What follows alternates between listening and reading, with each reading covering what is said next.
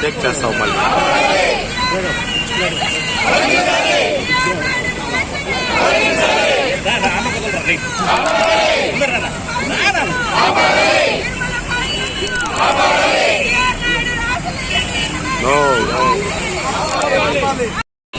రాసలీలకు పాల్పడుతున్న బిఆర్ నాయుడును వెంటనే మహిళలను వేధిస్తున్న బిఆర్ నాయుడును వెంటనే ప్రభుత్వం వెంటనే బిఆర్ నాయుడును వెంటనే బిఆర్ నాయుడును వెంటనే బిఆర్ నాయుడు.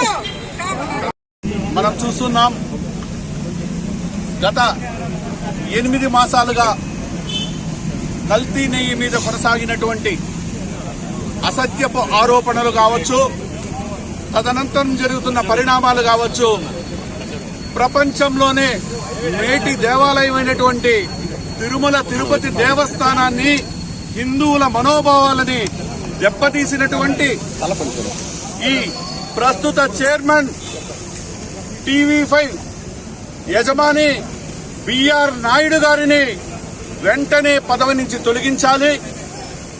ఎందుకంటే తిరుమల అంటే హిందువులు తన ప్రఖ్యాతి చెందిన దేవుడుగా భావించే ప్రతి ఒక్క హిందువుల మనోభావాలు దెబ్బతినే విధంగా ఈరోజు బిఆర్ నాయుడు చేసినటువంటి చర్య చాలా హేయమైనది.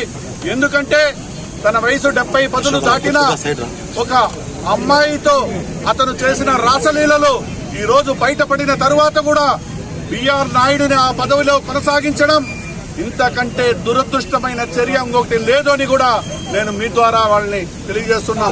అదేవిధంగా గతంలో చూస్తే ఎస్వీపీసీ ఛానల్లో ఉన్నటువంటి పృథ్వీ అనే ఒక అతనిని కేవలం ఫోన్లో ఏదో సంభాషించారు అని ఒక వార్త వస్తే ఆనాటి ముఖ్యమంత్రి జగన్మోహన్ రెడ్డి గారు వెంటనే పృథ్వీ గారిని పార్టీ నుంచి సస్పెండ్ చేసి ఆ పదవి నుంచి తొలగించిన గొప్ప చరిత్ర జగన్మోహన్ రెడ్డి గారిదైతే ఈ రోజు సోయానా అతని రాసలీలకు ఉన్నటువంటి ఆడియోలు వీడియోలు మొత్తం బయటపడినా ఈ రోజుటికి కూడా బిఆర్ నాయుడుని ఇంకా కొనసాగించడం చాలా దురదృష్టం.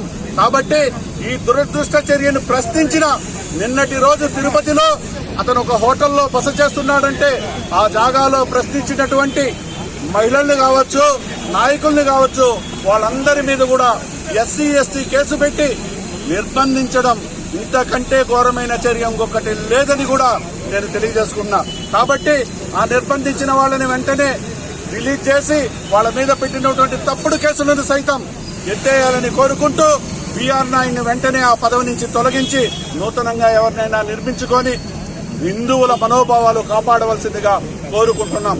లేని పక్షంలో ఈ ఉద్యమాన్ని ఇంకా తీవ్రంగా రాష్ట్ర వ్యాప్తంగా ఇంకా తీవ్రంగా కొనసాగుతుందని కూడా హెచ్చరిస్తున్నాం.